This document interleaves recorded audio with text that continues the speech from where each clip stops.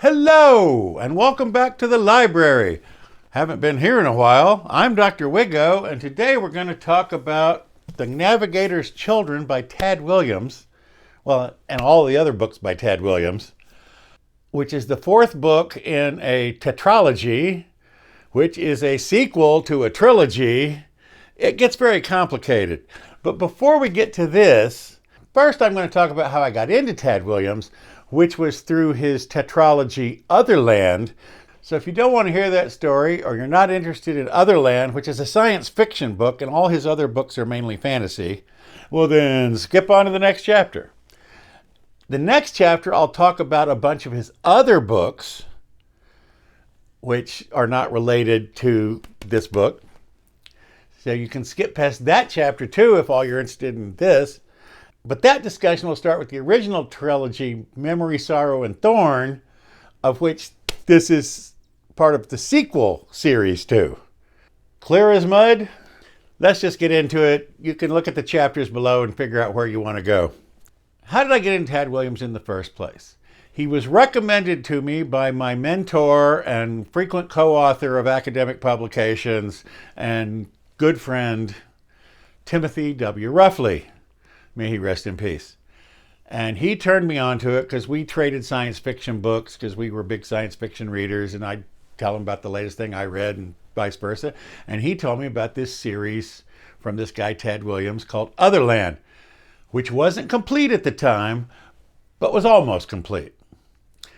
And by the time I read the first three books, the fourth book had come out, so it met my criteria of being a complete series by the time I finished. By the way, Otherland is amazing, but it's science fiction. Most of Tad Williams' other stuff is fantasy.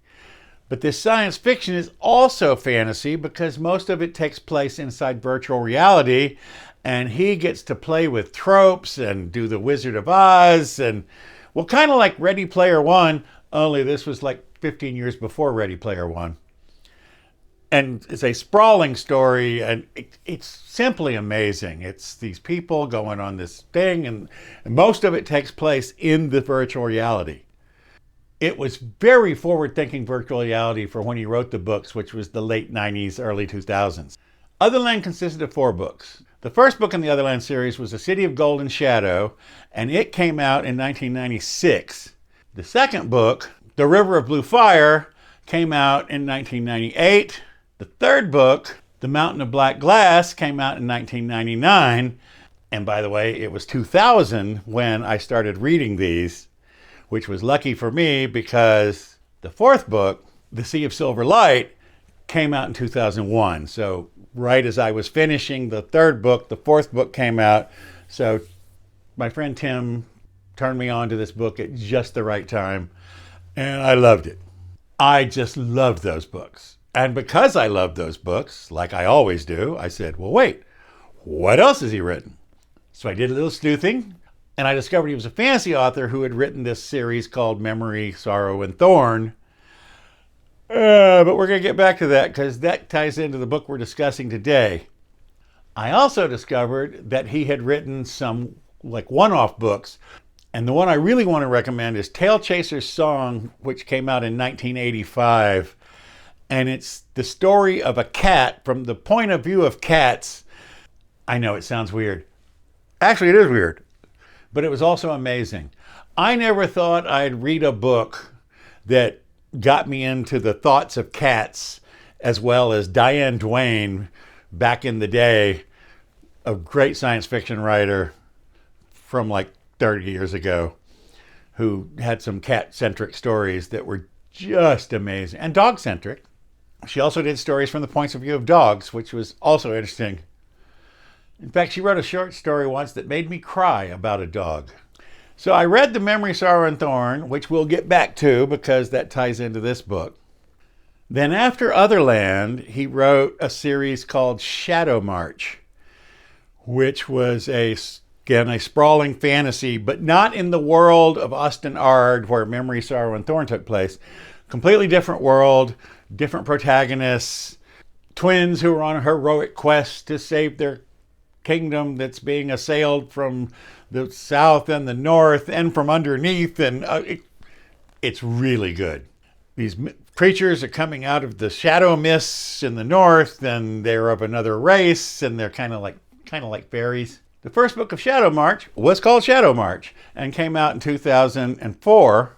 The next book, Shadow Play, came out in 2007, followed by Shadow Rise in 2010, and finally Shadow Heart, which came out also in 2010. Wait, 2 books at the same time? Here's the thing about fantasy writers. Tad Williams falls into this. I know Ray Feist falls into this. A lot of them fall into this. They set out to write a trilogy.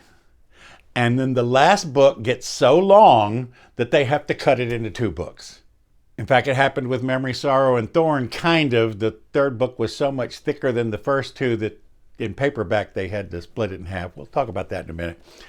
But here, he started out to write a trilogy, and then the last book got split in 2, so that's how they came out, like back to back. Then it gets interesting. He did a film noir kind of fantasy about like a detective, kind of like Sam Spade, only he was an angel named Bobby Dollar. And Bobby Dollar got into all sorts of trouble. Apparently the angel hierarchy is very complicated, which he goes into, and demons and hell, and it's all in there. The first book in this series was The Dirty Streets of Heaven, which came out in 2012. This was followed by Happy Hour in Hell in 2013. Then came Sleeping Late on Judgment Day in 2013. And finally, God Rest Ye Merry Gentle Pig in 2014, but it was just like 45 pages. It was like a little novella thing. So it's really 3 main books, which I still recommend. It's funny. It's like I said, it's film noir. He's a detective. He's solving mysteries, but it involves demons, and he's an angel, kind of, sort of. You have to read it to understand. But they're tons of fun. They're just tons of fun. Now, by the way, during this same period when he was writing this last sets of books I went through, he also wrote some young adult novels with his wife, who's also a writer, called the Ordinary Farm series. The first one was The Dragons of Ordinary Farm, which came out in 2009. They followed that up with The Secrets of Ordinary Farm, which came out in 2012.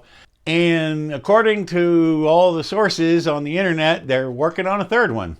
So there may be another Ordinary Farm. This is for younger readers. Still entertaining stories, but not the kind of deep thinking that you have to do to read his other books. Oh, and along the way, there were a few other books. Child of an Ancient City in 1992 that he co-wrote with another writer. It was about vampires. Caliban's Hour in 1994, which was about Caliban, if you've read or seen The Tempest. It's like something that happens like after Shakespeare's plays. Kind of cool. And he also wrote a standalone fairy kind of novel called The War of the Flowers, which came out in 2003. So that's almost all of his other books. So let's get into the books that lead to this. Memory, Sorrow, and Thorn started with The Dragonbone Chair in 1988, which introduced us to this world of Osten Ard, which is kind of the name of the continent. There's a lot of countries in there with all kinds of different things. And there's the Scythi, who are kind of like elves. And there's the Canuck, who are kind of like dwarves. And there's lots of humans, and they speak different languages and have different customs. It's a tapestry of peoples. And we're introduced to Simon, who's a little kitchen boy, and he is going to become the hero of the whole thing. Whenever they start with a kitchen boy, that's how Ray Feist's big saga started, with Pug was a kitchen boy and then became the greatest wizard of all time. This isn't a wizard, but stuff happens.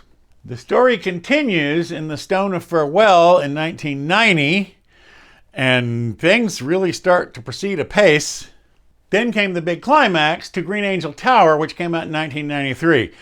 And it was the third book of the trilogy, but as I mentioned previously, it had to be cut in half for the paperback because it was too thick. It would have been a paperback like yay thick, so they had to cut it in half. So it's a trilogy that's in paperback in 4 books. Before he got to the sequel tetralogy, he wrote what is billed as a bridge novel, The Heart of What Was Lost, which came out in 2017. And I guess that got the creative juices flowing because also in 2017 came out the first book of the saga, The Last King of Osten Ard, The Witchwood Crown, which kicks off the story. Remember Simon, our little kitchen boy? So it's 38 years later, so Simon's much older now, so he's not out being the main protagonist, but he's the center of the story, and it all kind of revolves around him and his family. The next book in the series was Empire of Grass, which came out in 2019. That was followed up by Into the Narrow Dark in 2022. And then finally, The Navigator's Children in 2024, which I just finished reading like last month. And you know, I have a rule. Series has to be finished before I'll talk about it on the channel because I hate waiting for series. George R.R. Martin. Ugh. Speaking of George R.R. Martin, he has cited Tad Williams' Memory, Sorrow, and Thorn as a major influence on the Song of Ice and Fire. The sprawling storytelling, the political intrigue. There's a lot of political intrigue in this one. More so in the original trilogy, but still going on here with some of the same people that were involved in the political treachery of the early novels show up again and get involved. And this tetralogy is much more about the Siphi. There's more than one kind of Sith. The ones that are causing the trouble are called the Norns. They don't call themselves that, but that's what the humans call them. And they're just causing all sorts of trouble. I gotta tell you, climax of this book, of the entire series, saga, which covered 3 big books 20 years ago, and then 4 more pretty thick books now. One of the most amazing conclusions. I don't know about you, but when I'm reading books, I'm sitting there as you're getting towards the end and it's the last one and you're going, you got, this many pages left and you go, how are they going to wrap this up? He wraps it up and he ties a big ass bow on it. It is just an amazing story. I love this book. I love all of them, but the culmination is just this. I have no words for how much I love this book. This is fantastic. I mean, read Otherland if you like science fiction and virtual reality, so he can bring in fantasy elements. But Memory, Sorrow, and Thorn and The Last King of Osten Ard, a saga divided by 20 years real time and like almost 40 years book time. It's just phenomenal. I envy you if you haven't read any of these because I had to wait years between the first set of books and this set of books, and you can just go plowing right through one after another. Before we go, let's do a little quick ranking. I would rank quality-wise The Last King of Osten Ard, these 4 books, number 1. I would put Otherland number 2. Maybe it's because I read it first, but I like science fiction. I like the virtual reality stuff. And again, this was years before. This was over 25 years ago, and he was describing what we still can't do today, and it was amazing. The next tier would be Memory, Sorrow, and Thorn, because this is the best, and you really have to read that one to get all of the stuff that comes into this one.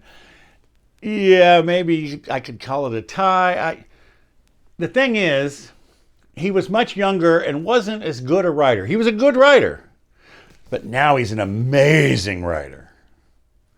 So those were really good books. Like I said, George R.R. Martin and Christopher Paolini of the Inheritance Cycle said Tad Williams' Memory, Sorrow, and Thorn was a big influence on his novels.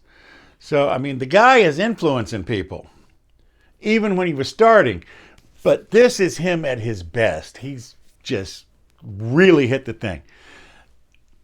Then I would rank in the Shadowmarch novels, Then Bobby Dollar. Bobby Dollar is just a hoot. I mean, it's funny, it's irreverent, yeah, if you're religious, don't read the Bobby Dollar novels because you won't like these angels. You like the ones that are all glowy and nice. These are down and dirty, and they're noir angels. Oh, but don't forget Tailchaser's song. It's a standalone novel. It's only 300 and something pages, but it's really great. But it's I would set it outside of the rankings.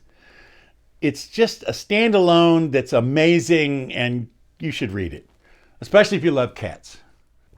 If you like cats, read Tailchaser's song. That's kind of all I got to say about Tad Williams. Great writer, married to a good writer. The Ordinary Farms young adult stuff is pretty cool. It's juvenile, but it's a farm with dragons. It's for kids and people like me who are kids at heart. And maybe like you if you're watching this. That's what I have to say about Tad Williams, one of the greatest fantasy writers of our day. I put him up there with Ray Feist and George R.R. Martin and some of the other people that I've done on the channel. So if you get a chance, tune into these books. They're fantastic. Go buy them. Links to all of them will be down below. Although a lot of them are only available on Kindle now because they're so old, they're out of print. But I'll put the links to the pages where you can buy hardcovers and paperbacks and Kindle and whatever, and Audible books and all that. So that's it for today. Thanks for stopping by. See you next time when we'll probably be getting back to tech. Bye-bye. I'm waiting for another enclosure from China, and who knows when that'll get here. Thanks for staying to the end. Bye-bye.